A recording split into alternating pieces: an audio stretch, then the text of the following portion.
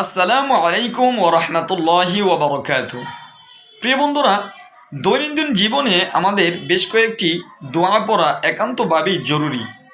যেরকম আমি আজকের এই ভিডিওটিতে আপনাকে একদম ঘুম থেকে শুরু করে ঘুমাতে যাওয়া পর্যন্ত দৈনন্দিন যে কয়টি দোয়া আমাদের একান্তভাবেই পড়া জরুরি, সেই দোয়াগুলো আজকের এই ভিডিওটিতে আলোচনা করব। কেউ স্কিপ করবেন না ইনশাআল্লাহ। আর অবশ্যই ভিডিওটি ভালো লাগলে দোয়াগুলো প্রত্যেকেই শেয়ার করে দিবেন, ভিডিওটি শেয়ার করে দিবেন, প্রত্যেকেই উপকৃত হবে ইনশাআল্লাহ শুনে। চলুন শোনা যাক।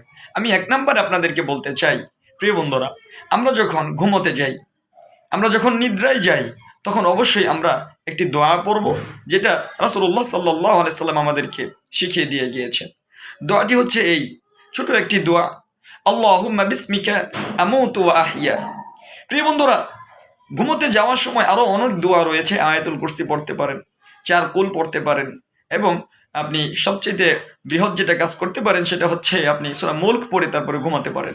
অনেক আমল রয়েছে। আমি আজকে দোয়ার কথা বলছি আপনাদেরকে। আচ্ছা, দ্বিতীয় যে দোয়াটি রয়েছে সেটি হচ্ছে আপনি ঘুম থেকে যখন উঠবেন তখন আপনি পড়তে পারেন,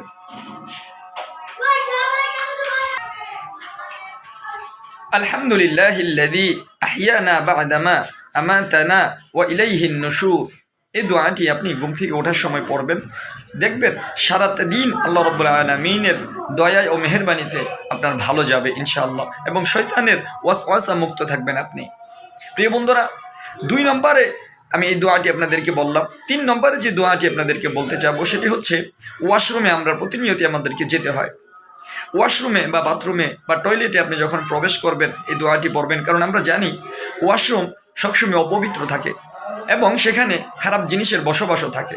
তো সকলেই এদিকে একটু লক্ষ্য রেখে ওয়াশরুমে তারপরে ঢুকবেন, দোয়া পড়ে ঢুকবেন ইনশাআল্লাহ।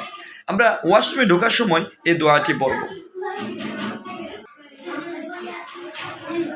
আল্লাহুম্মা ইন্নী আউযু বিকা মিনাল খুবুসি ওয়াল খাবাইস।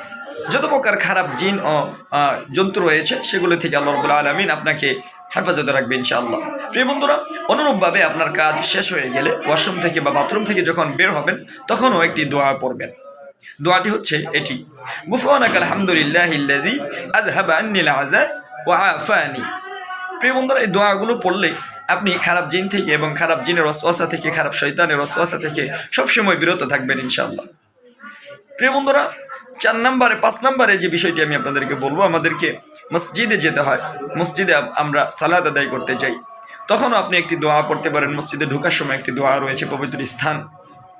আপনি মসজিদে ঢোকার সময় এই দোয়াটি পড়বেন, আল্লাহুম্মা ইফতাহ লি আবওয়াবা রাহমাতিক, আল্লাহুম্মা ইফতাহ লি আবওয়াবা রাহমাতিক। দেখবেন মসজিদের দরজার সামনেও, গেটের সামনেও, অনেক মসজিদের গেটের সামনেও এই দোয়াটি লেখা থাকে। অনুরূপভাবে মসজিদে সালাত আদায় করার পর, ইবাদত বন্দেগী শেষ হওয়ার পর আপনি যখন বের হবেন আবারও এই দোয়াটি পড়বেন মসজিদ থেকে বের হওয়ার সময়, আল্লাহুম্মা ইন্নী আসআলুকা মিন ফাদলিক।